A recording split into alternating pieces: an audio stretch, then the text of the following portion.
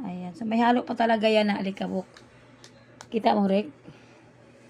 Yan, guys, yung isang tawas. Pero hindi naman puno yung tawas.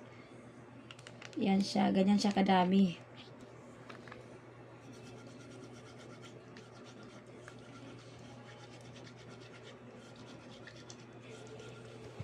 So, ganyan lang, guys. Pag lilinis kayo ng ganitong, Gold Dash, kailangan nyo munang anuhan ng powder para yung kanyang mga alikabok, ayan, matanggal. Alikabok ba, guys, yung sa buhangin galing. Kasi ito, guys, hindi kasi ito sa hindi ito siya sa bato nakuha tong gold na ito. Nakuha lang ito siya sa sapa. Yung mga buhangin sa sapa. So, nakuha siya, kaya ganito siya kadumi talaga. Kaya kailangan pa to, guys, ng malawakang linisan.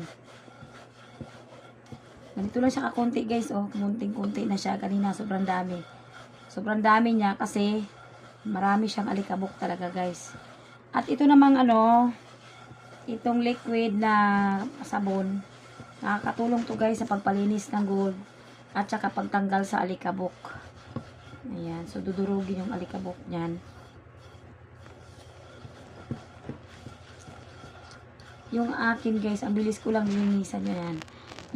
Kaya ganyan yung kulay niya, guys. Ayan, nagba-brown. Dahil yan sa alikabok. Ang daming alikabok talaga niya, guys. Grabe. Ayan. So, wala na yung gold. Ayan. Bali, alikabok na lang yung nasa kamay ko, guys. Hanapin na to. Ayan. So,